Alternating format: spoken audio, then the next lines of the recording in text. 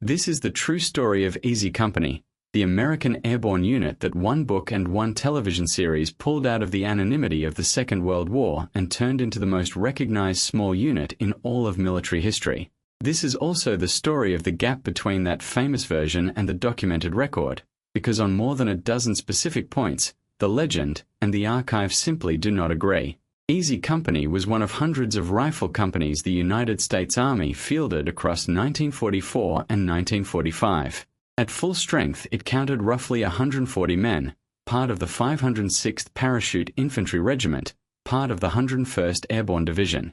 On paper, it looked like 1,000 other companies. What sets it apart from those 1,000 others is not only what happened in Normandy or at Bastogne, and this is the part people forget. It is what happened in 1992, when the historian Stephen Ambrose published a book that made these men household names, and again in 2001, when Steven Spielberg and Tom Hanks poured $125 million into turning that book into television. For most people, the television version has become the history, and that is the problem this account exists to fix. The men were real. Their courage was real. What you think you know, though, has seams running through it, and here is where those seams are. Easy Company came into being on the 1st of July, 1942, at Camp Toccoa, in the hills of northeast Georgia. Its parent formation, the 506th Parachute Infantry Regiment, was built around a new idea in American warfare, the notion that infantry could be delivered straight onto a battlefield by dropping them from aircraft. Commanding the regiment was Colonel Robert Sink, and his men took to calling themselves the 50 a play on their colonel's name and their regimental number. What defined Camp Toccoa was a single piece of ground called Currahee.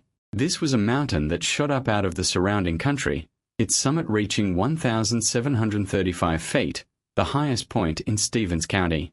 From the camp below, the trail to the top climbed roughly 800 vertical feet. Currahee comes from a Cherokee word rendered as stands alone, or stand alone together, and it became both the motto and the battle cry of the 506th. The men ran that trail as ordinary routine, 3 miles up and 3 miles down, and that phrase turned into a kind of shorthand for the entire ordeal of Toccoa. Across the span of the war, more than 17,000 soldiers moved through Camp Toccoa, training in 4 separate parachute regiments, the 501st, the 506th, the 511th, and the 517th. Easy Company was one thin slice of that total.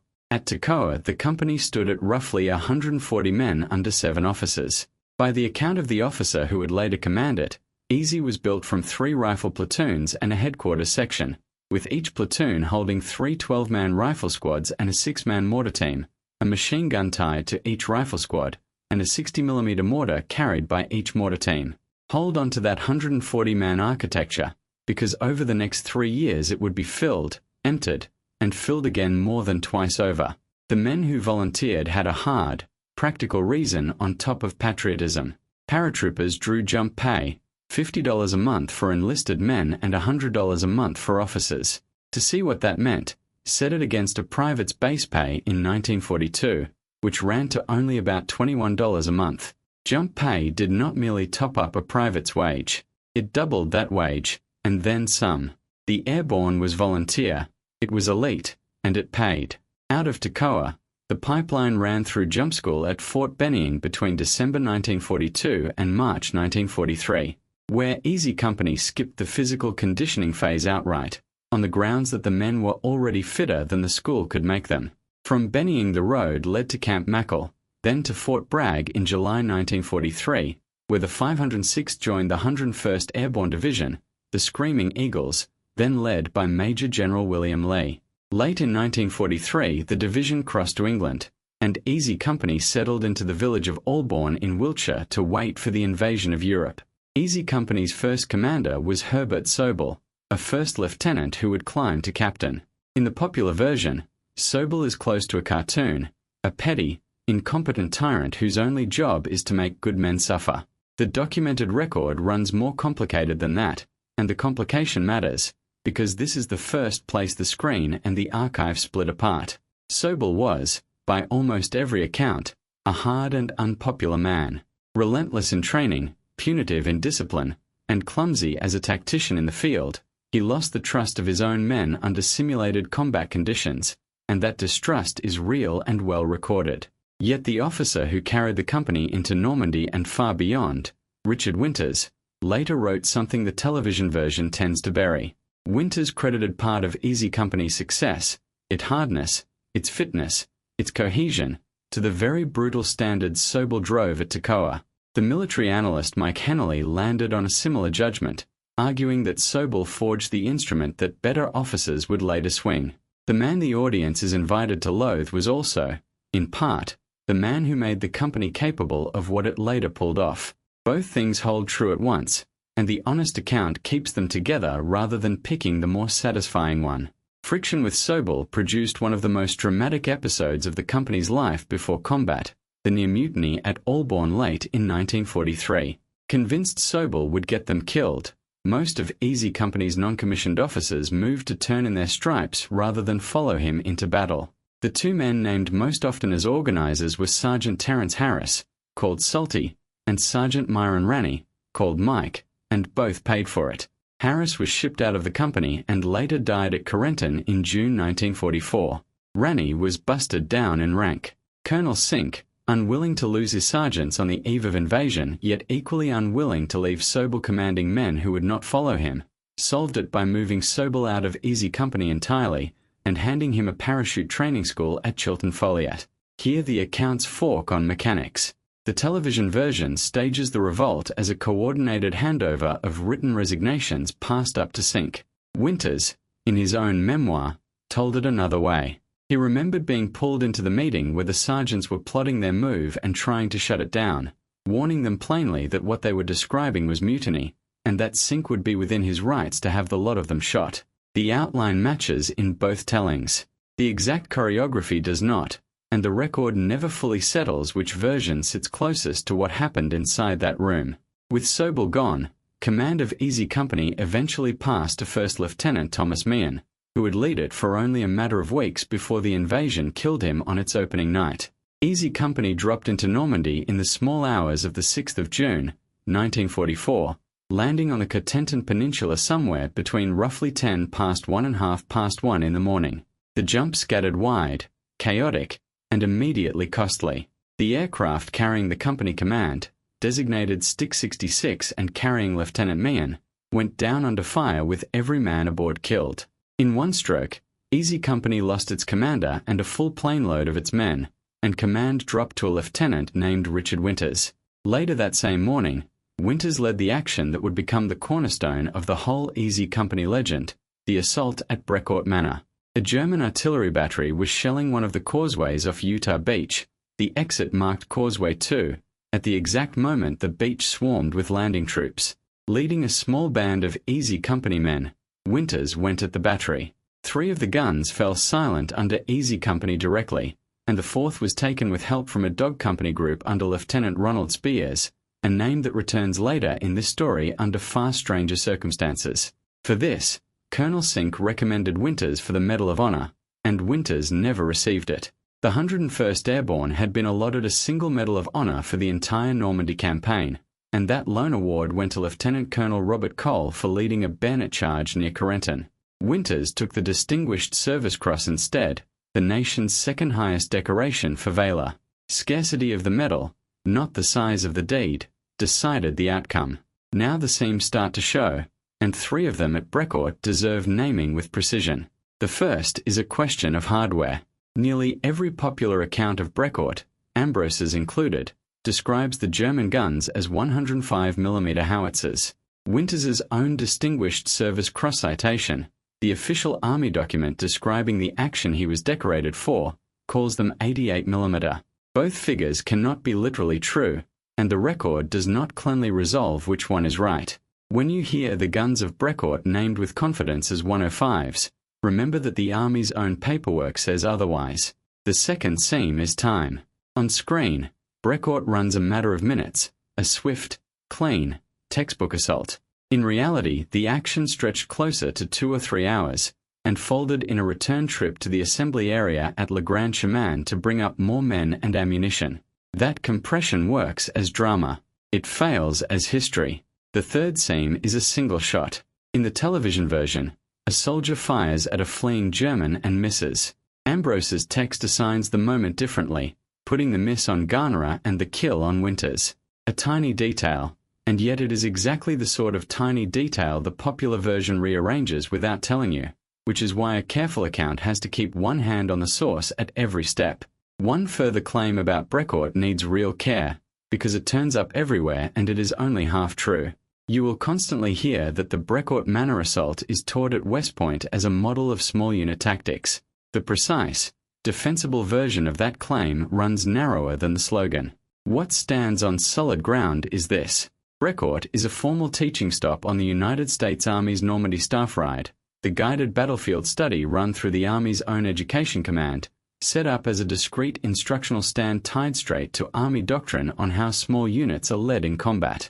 That much is real, and it is Army-wide professional military education. What is also documented, though narrower, is that Winters personally lectured West Point cadets on the action, and that his biographer, the retired Colonel Colking Seed, served as a professor and as chief of military history at West Point, with Winters's leadership principles studied in officer education programs.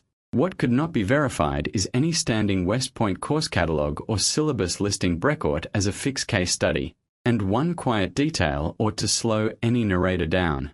The Army's own contemporary official history of that stretch of Normandy, the volume running from Utah Beach to Cherbourg, never mentions the Brecourt action at all. The fame of the assault as a case study is genuine, and yet it is largely retrospective, flowing in large part from Ambrose's book rather than from the wartime record.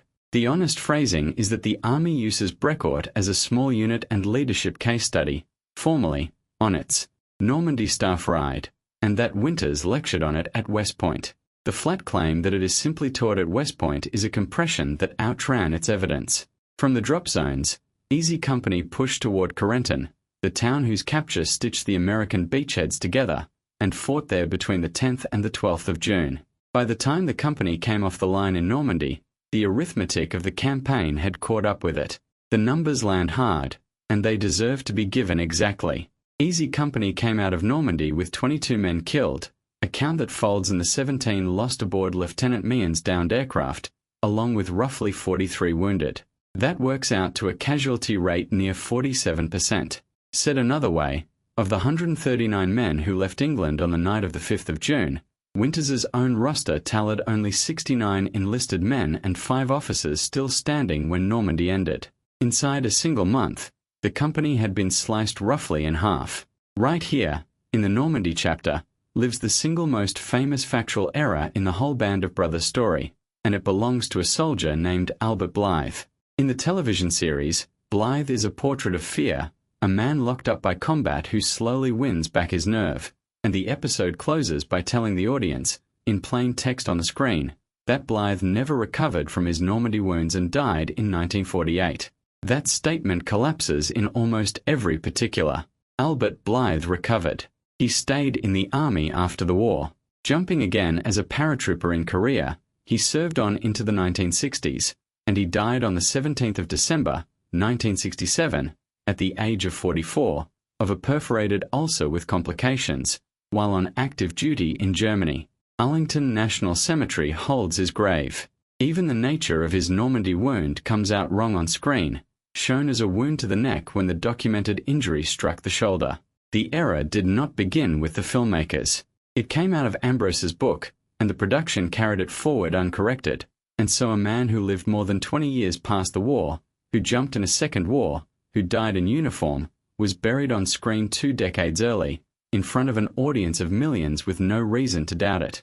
This one rewards a pause, because it shows something about how this particular history travels, and here a comparison from outside the war helps. In the modern information environment, a first vivid claim tends to outrun its own correction. The claim is dramatic, it spreads at once, and it lodges in memory, while the correction arrives quiet, late, and to a fraction of the first audience. The Blythe error is that pattern in its purest form. The dramatic facade, that a frightened soldier never recovered and died young, reached tens of millions. The truth, that he recovered and lived and served another 23 years, sits in cemetery records and unit histories almost nobody reads. The comparison claims nothing new about the war. It only explains why the wrong version is the one most people carry. In September 1944, Easy Company jumped once more, this time into the Netherlands, as part of the enormous airborne operation aimed at seizing a corridor of bridges across the Dutch rivers. The company fought around Sun, Eindhoven, and Nuenen. By the accounting that comes down through Ambros, Easy jumped into Holland with 154 men and came out with 98, having lost 9 killed and at least 40 wounded on Dutch ground. Holland handed the company one of the finest small unit actions in its history, and the popular telling tends to underweight it next to Brecourt or Bastogne. On the 5th of October, 1944, on the low, wet flats between the Rhine and the Waal that the men simply call the island, a single platoon of Easy Company, stiffened by a platoon from Fox Company and backed by British Royal Artillery, attacked and routed 2 full companies of Waffen SS troops. Sink described it in the language of an official commendation as a daring act and a skillful maneuver against a numerically superior force. Later that month, on the 22nd and 23rd of October, the company joined Operation Pegasus, the effort to bring out British soldiers trapped behind German lines after the collapse at Arnhem. Holland is the campaign that best repays a viewer who reads past the series, because that island action, one lone platoon breaking 2 SS companies, is precisely the kind of documented feat a 2-hour compression has to leave on the floor. In December 1944, the German army threw its last great offensive in the west into the forests of the Ardennes. The 101st Airborne was rushed to the crossroads town of Bastogne and encircled there. For Easy Company, Bastogne meant the frozen woods outside the village of Foy, the stand of trees the men called the Bois Jacques, and week after week of cold, shellfire, and shrinking numbers. Again the figures deserve precision, and here the sources let us stack them. Easy Company took 82 casualties in the Ardennes fighting, 14 of them killed. The memorial that stands near Foy today breaks the toll down further, roughly 8 men killed in the fight for Foy itself, 6 killed earlier in the campaign, 32 wounded, and 21 evacuated not for wounds but for the cold weather sicknesses the winter drove into men living in open holes in the ground. Around Easy Company, the division bled on a far larger scale. Between the 19th of December and the 6th of January, the 101st Airborne recorded 341 killed, 1,691 wounded, and 516 missing. On the 18th of December, as the division dug in, its effective strength stood at 805 officers and 11,035 enlisted men, a total of 11,840. Bastogne is where 2 of the company's most recognizable men were maimed in the same instant.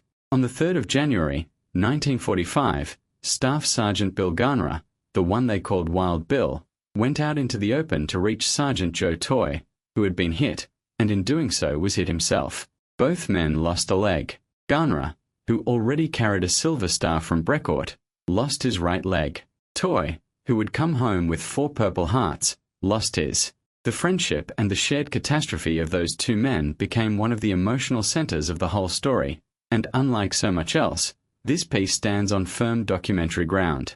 Bastogne is also where command of Easy Company changed hands under fire in a way the popular version dramatizes heavily. The company was then led by Lieutenant Norman Dyke. In the attack on Foy, by the account of First Sergeant Carwood Lipton, the man who by wide agreement held the company together through the worst of Bastogne, Dyke faltered at the moment it mattered most, and the attack stalled with the men caught in the open. Relieved on the spot, he handed command to Lieutenant Ronald Spears, who took over the assault and drove it through. Even here the record slips in a note of caution against the tidy story. One veteran, Clancy Lyle, later argued that Dyke did not freeze out of panic at all, but because he had taken a wound to the shoulder. The popular version needs Dyke to be a failure of nerve, since that turned Spears' arrival into a rescue. The record leaves open the chance that it was a failure of the body, not the will. The honest account marks the disagreement rather than settling it for the sake of a cleaner scene. Ronald Spears earns a section of his own, because no figure in the Easy Company story sits so squarely on the line between documented fact and foxhole legend. What is nailed down is real enough. Spears took command of Easy Company in the fighting at Foy and led it capably through the rest of the war, becoming the company's longest-serving wartime commander. During the attack on Foy, he made a run through German-held ground to reach a stranded friendly unit and then ran back, an act of nerve generally accepted as having actually happened. He went on to a long career in uniform, serving in Korea and in Cold War postings. Around that solid core, though, gathered a set of dark stories that have trailed his name for decades. The two most persistent run like this. One holds that Spears shot a group of German prisoners of war. The other holds that he shot one of his own sergeants, a man too drunk to obey an order. Neither story has ever been definitively proven, and the way the evidence sits is itself part of the story. Winters, who commanded the battalion, wrote that he heard these rumors during the war and after it, and that he neither confirmed nor denied them, an oddly careful silence from a man otherwise willing to set the record straight. A soldier from Dog Company, Art DiMarzio, claimed to have watched the shooting of prisoners, and a Boston newspaper item from the 7th of February, 1946, credited Spears with a Bronze Star for, in its words, single-handedly killing 13 Nazis, a line that says as much about post-war newspaper language as about any specific event. The most careful modern treatment of Spears, the 2020 biography Fierce Valor by Jared Frederick and Eric Dorr, handles these stories the way the evidence demands, treating them as partly grounded in something real yet very likely inflated in the retelling. That is where the honest account has to leave it. The Foy run is real. The killings stay unresolved, and any narrator who states them as fact is stating more than the record allows. In February 1945, Easy Company held a stretch of the front at Haguenau, in Alsace, along the Moder River. Orders came down to send a patrol across the river to take German prisoners, and the patrol went out. A West Point graduate, Lieutenant Hank Jones, commissioned on the very day of the D-Day landings, took part. A private named Eugene Jackson was mortally wounded in the action. What came next says a great deal about Winters as a commander. Ordered to throw the company across the river a second time, to run the same lethal patrol again, Winters instead quietly let his spent men rest, and reported up the chain that a second patrol had gone out and come back without success. The patrol never happened.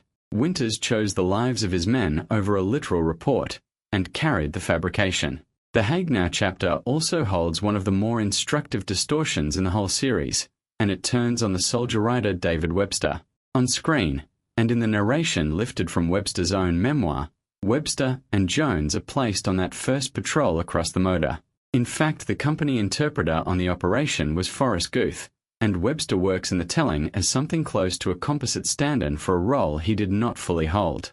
Webster was actually slated for the second patrol, the one Winters cancelled and never sent. A man assigned to a patrol that did not take place is remembered, through his own book and the series built partly on it, as a participant in the one that did. It is less a lie than a smoothing, the kind of narrative tidying that creeps in when a real memoir becomes a screenplay, and it is exactly the sort of thing a careful account has to flag.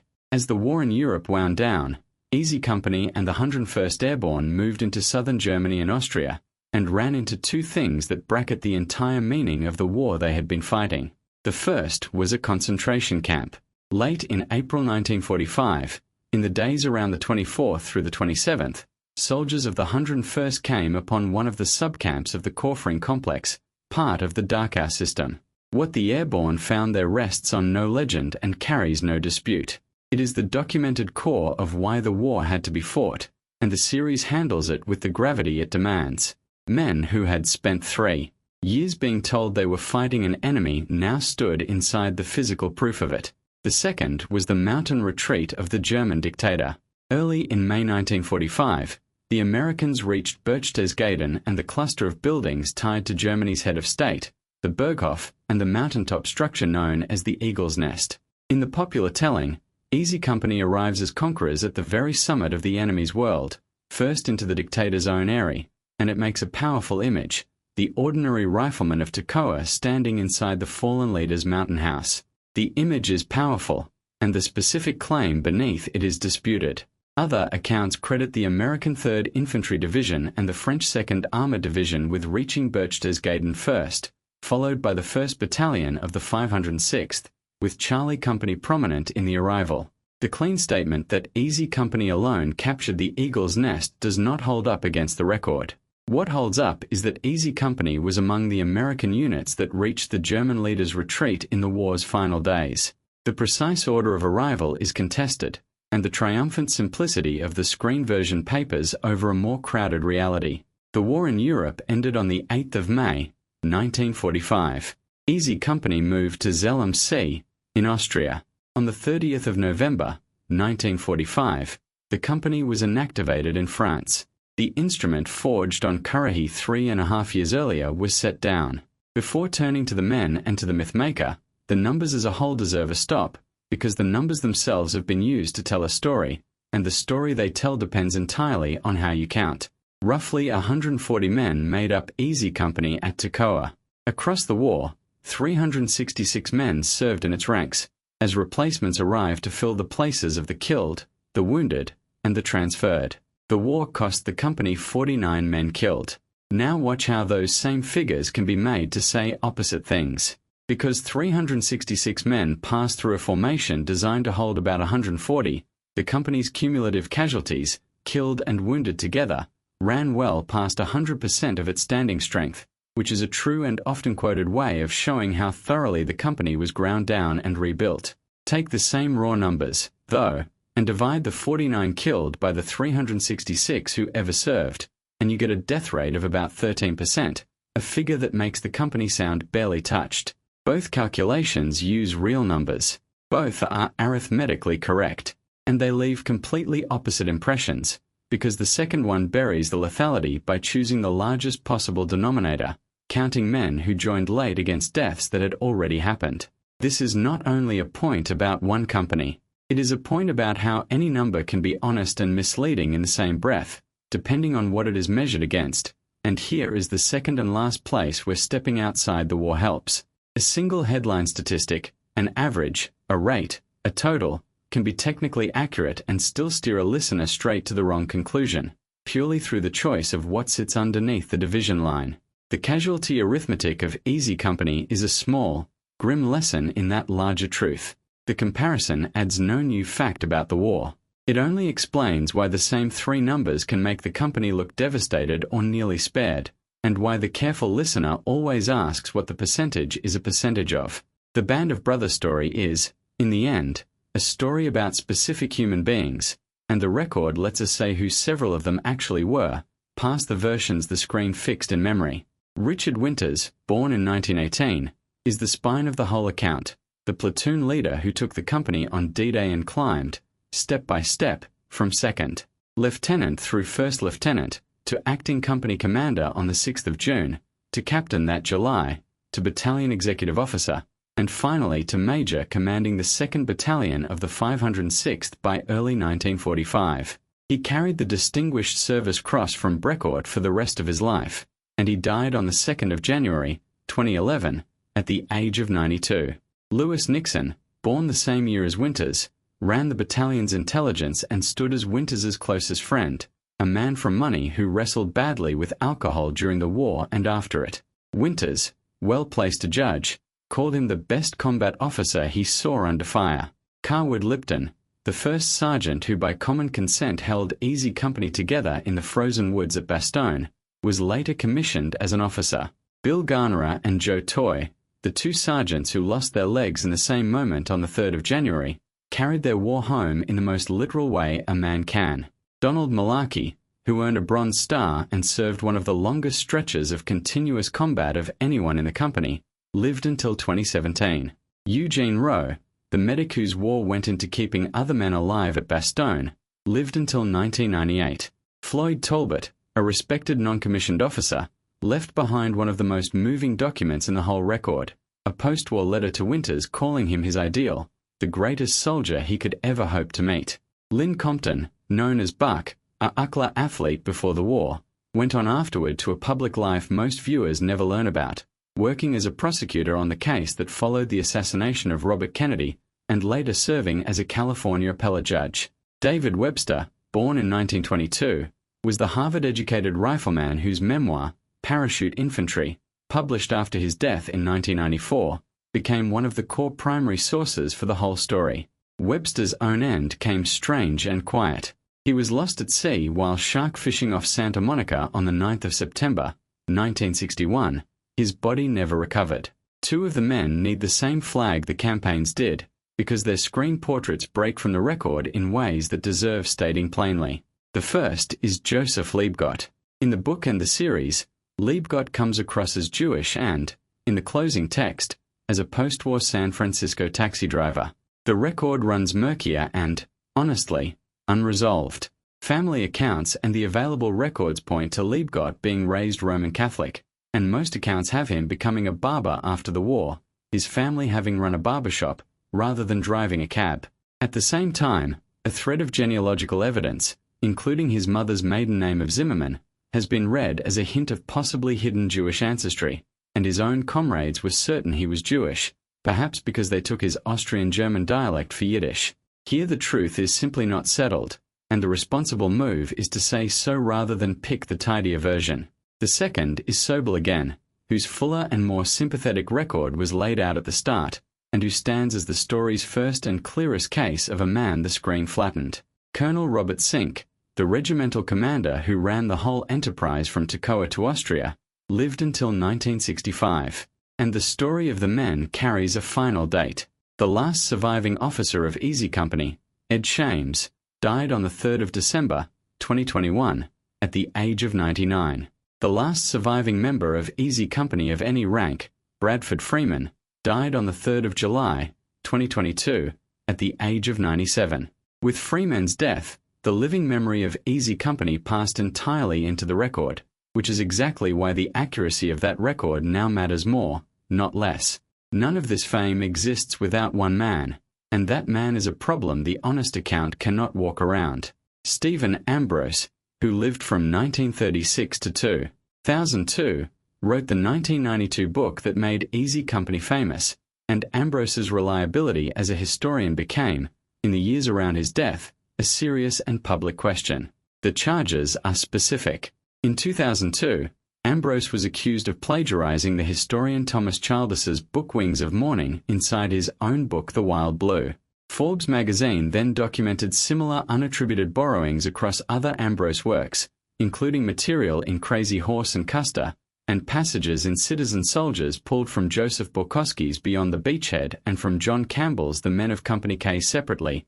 After Ambrose died, a researcher at the Eisenhower Presidential Library, Tim Rives, concluded that Ambrose had greatly overstated, and very likely fabricated, the extent of his personal interviews with Dwight Eisenhower, the relationship his early reputation had been built on.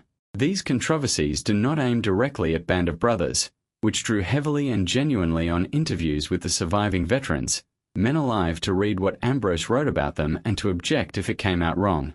The book is not one of the plagiarized works, and the veterans' voices inside it are real. Yet the pattern across Ambrose's larger body of work is the very reason a documentary should treat his most famous book as a source to be checked rather than an oracle to be trusted, and it is the reason so many of the seams in this story trace back to his pages rather than to the army's. The people who built the television series understood this in their own way. The showrunner, Eric Jendrison, described Ambrose as a master of writing populist history rather than a practitioner of the rigor of academic history, and said flatly that there was a lot missing, which is why the production went back and interviewed Winters directly rather than leaning on the book alone.